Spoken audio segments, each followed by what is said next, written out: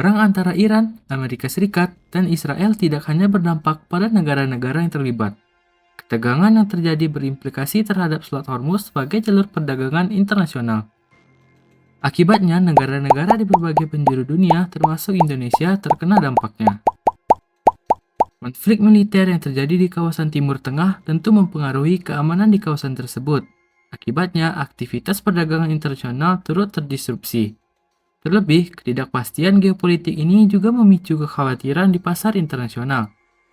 Sebagai bagian dari sistem ekonomi internasional, Indonesia juga berpotensi merasakan dampak dari Perang Timur Tengah ini. Lantas, apa saja dampak perang tersebut bagi Indonesia? Dampak yang pertama sudah jelas, kenaikan harga BBM.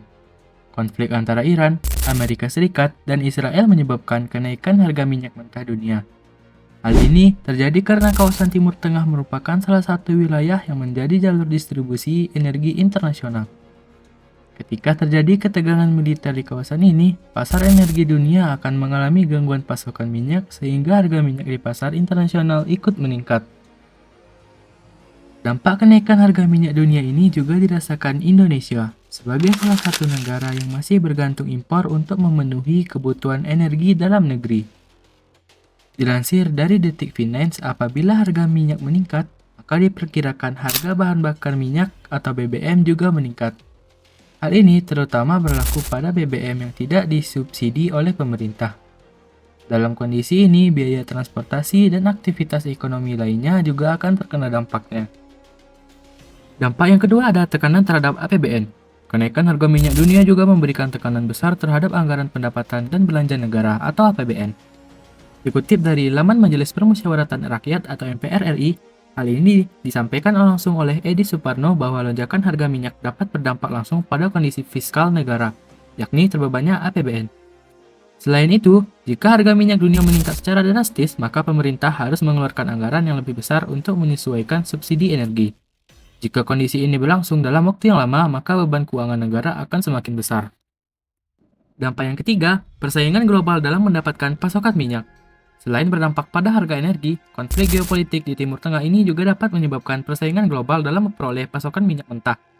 Hal ini juga disampaikan oleh Wakil Ketua MPR RI Edi Suparno bahwa negara pengimpor minyak dapat saling berebut pasokan suplai minyak mentah. Apalagi harga minyak mentah pada asumsi makro APBN adalah sekitar 70 US dollar dan defisit terhadap PDB di angka 2,68%. Maka dengan kenaikan harga migas di atas 100 US dollar per barel, kemungkinan defisit anggaran bisa tembus di atas 3,6%. Sebagaimana diungkapkan pejabat Kementerian Keuangan, ujarnya pada hari Senin tanggal 9 bulan Maret.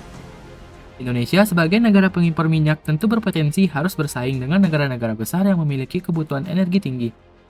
Persaingan ini dapat membuat harga minyak semakin mahal dan menyebabkan keterbatasan pasokan energi dalam negeri maupun global.